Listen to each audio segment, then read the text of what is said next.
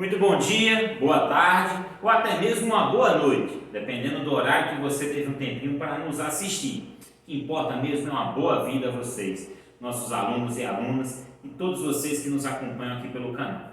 Sejam todos muito bem-vindos e bem-vindas a mais uma aula de História com o professor Veríssimo Guedes, do Colégio Externado Santa Clara, que nessa parceria com o Sistema Farias Brito de Ensino vem buscando o melhor para vocês, nossos alunos e alunas.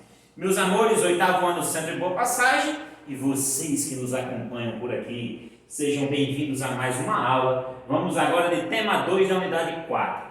Estamos estudando juntos os processos de ruptura, de independência, emancipação política no continente americano. Vamos dar uma olhadinha, uma conferida na independência dos Estados Unidos, as antigas 13 colônias inglesas da América do Norte, divididas em Norte, Centro e Sul, com diferenças políticas, econômicas e sociais entre elas.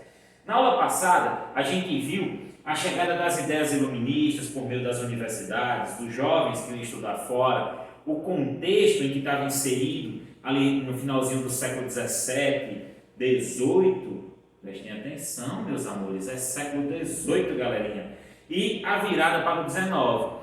Nessa unidade, a gente vai estudar a independência dos Estados Unidos e das colônias da Espanha aqui na América. Mas agora vamos nessa, vamos de tema 2. As 13 colônias rompem com a metrópole. Por quê? Boa pergunta. Uma nação construída por imigrantes. Os Estados Unidos foram construídos por pessoas de diferentes origens, línguas, tradições e culturas. Os primeiros imigrantes foram os puritanos ingleses, que chegaram à América em 1620. A bordo do Mayflower, e ficaram conhecidos como pais peregrinos, os primeiros. Depois deles vieram holandeses, suecos, alemães, irlandeses, franceses, formando as 13 colônias da América do Norte. Lembrando que eles não se miscigenaram com os nativos que viviam aqui, muito não, tá? E exterminaram eles para ficar com o território. Por isso nós vamos ter a formação de uma sociedade europeizada aqui na América. No século XVIII, foram levados para a região os primeiros africanos escravizados, como mão de obra para a agricultura sulista. Lembrem, sul usava plantation, grande latifúndio, monocultura, mão de obra escravizada e voltada para o mercado externo. No século XIX, uma nova onda migratória levou ao país alemães, italianos, irlandeses, chineses, latino-americanos, árabes, entre outros povos. Na última década, uma nova política migratória está sendo aplicada com o objetivo de reduzir a entrada de novos imigrantes. Veja que hoje é visto como um problema para os Estados Unidos a leva de imigrantes, mesmo que quando a gente vai ver sua história, eles foram fundados por imigrantes. Certo, meus amigos? Latino-americanos e muçulmanos têm sofrido com as medidas de controle de imigração, como perseguição, prisão e expulsão do território. Principalmente para latinos-americanos e muçulmanos há uma rigidez bem maior. Certo, galera? E aqui a gente vai ver as 13 colônias inglesas. Aqui nós temos as colônias do Norte, Centro e Sul. Tá certo? Vamos às diferenças. Nova Inglaterra era o conjunto das colônias do Norte e do Centro, com clima temperado, agricultura familiar, que participou ativamente do comércio de escravizados, gerando lucro e a formação de um poderoso grupo mercantil. Gente, a galera do Norte veio para aqui em busca de uma nova vida, de uma nova Inglaterra. Eles vieram praticar uma agricultura de povoamento, de se estabelecer. Praticavam agricultura familiar, usavam mão de obra assalariada, ok, meus amores? Praticavam o comércio. E aí eles usavam o comércio de escravizados para obter lucro. Eles pegavam o açúcar produzido nas Antilhas, tiravam o melaço, transformavam em rum, levavam para a África, trocavam por esses escravizados, trazia eles e vendia aos colonos do Sul. Nas colônias do Sul, se praticava a economia de plantation, que eu venho dizendo a vocês. Ou seja, o cultivo em grandes propriedades agrícolas, o latifúndio, de produtos como tabaco e algodão, com o predomínio do trabalho de africanos escravizados e a produção voltada para onde? Mercado externo. As 13 colônias tinham características em comum. Havia algumas coisas em comum. O predomínio do protestantismo, a ausência de um comando político central e uma relativa autonomia em relação à metrópole inglesa, ou seja, não tinha um poder central para todas, cada uma tinha seu próprio governo, suas leis e regras, e tinha uma certa independência comparada com a Inglaterra, porque aqui eles tinham até o direito de escolher o próprio governante, diferente do modelo de colonização da América portuguesa e espanhola. E aí, as leis de comércio e navegação de 1651 previam a exclusividade do comércio colonial com a metrópole, mas na prática não foram cumpridas. Eles até acabavam comercializando com outros países, não apenas com a Inglaterra. Mudanças no mercantilismo britânico. O que vai impulsionar a luta por independência das 13 colônias, além da busca por desenvolvimento comercial, por liberdade e também como é que eu posso dizer a vocês, uma influência do pensamento iluminista, mas o principal fator é essa mudança aqui no modo do mercantilismo britânico, que vai endurecer o pacto colonial e aumentar a cobrança de impostos, vai descontentar os colonos, né? No século XVIII, as 13 colônias tinham uma promissora produção manufatureira, eles estavam apostando na manufatura e isso já era promissor. Centros urbanos em expansão e a burguesia enriquecida com o comércio no Atlântico. Mas aí veio a famosa Guerra dos 7 Anos, que tem esse nome porque durou 7 anos. São criativos? Nem um pouco. De 1756 a 1763, foi entre Inglaterra e França, disputando terras indígenas importantes para o comércio colonial na América do Norte. Era Inglaterra e França disputando terra já na América, e isso vai interferir em muita coisa que a gente viu, tanto na Revolução Francesa como na independência dos Estados Unidos. Os ingleses gastaram muito dinheiro para vender essa guerra, então eles vão fazer o quê? Aumentar o controle comercial e os impostos, buscando assim compensar os prejuízos da guerra. E ele vai cobrar de quem? Dos colonos. A coroa britânica passou a manter um exército permanente nas colônias, ao custo de 400 mil libras por ano. Os colonos foram proibidos de avançar sobre os territórios indígenas, entre o rio Mississippi e a Cordilheira dos Alpaches. Tudo isso vai impulsionar o quê? Crescimento progressivo do sentimento de insatisfação dos colonos em relação à metrópole.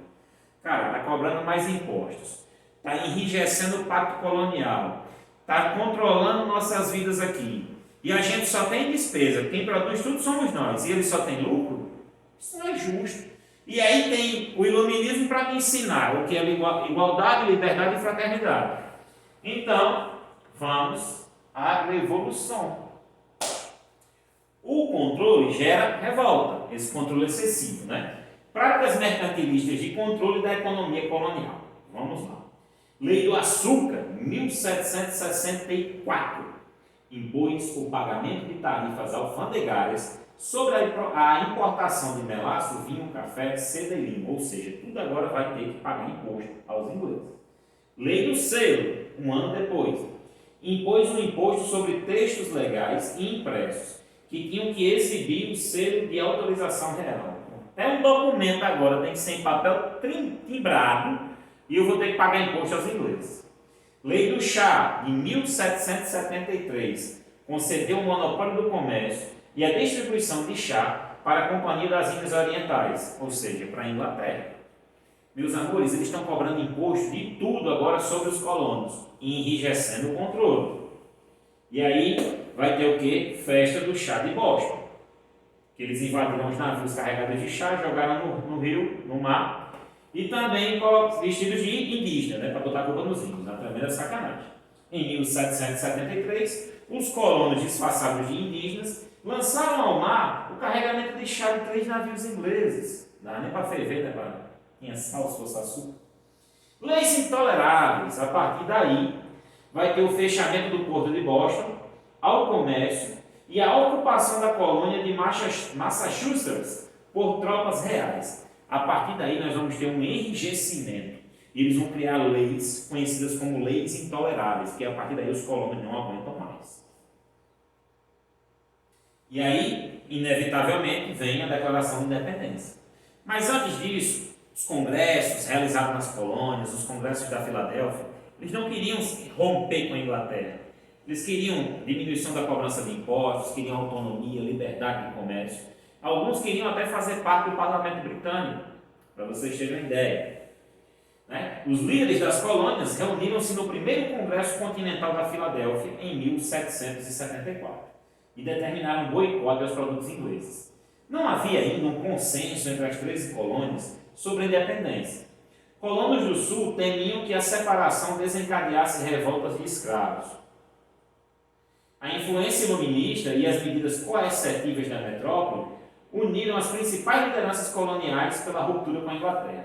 Aí você pega todo esse contexto que a gente está vendo de cobrança de impostos, das leis intoleráveis, os caras vão escrever uma carta para o rei da Inglaterra pedindo melhores condições. O rei vai mandar o quê? As tropas em resposta. Aí junta isso com as ideias iluministas, as lideranças vão se unir e vão para o pau da Inglaterra.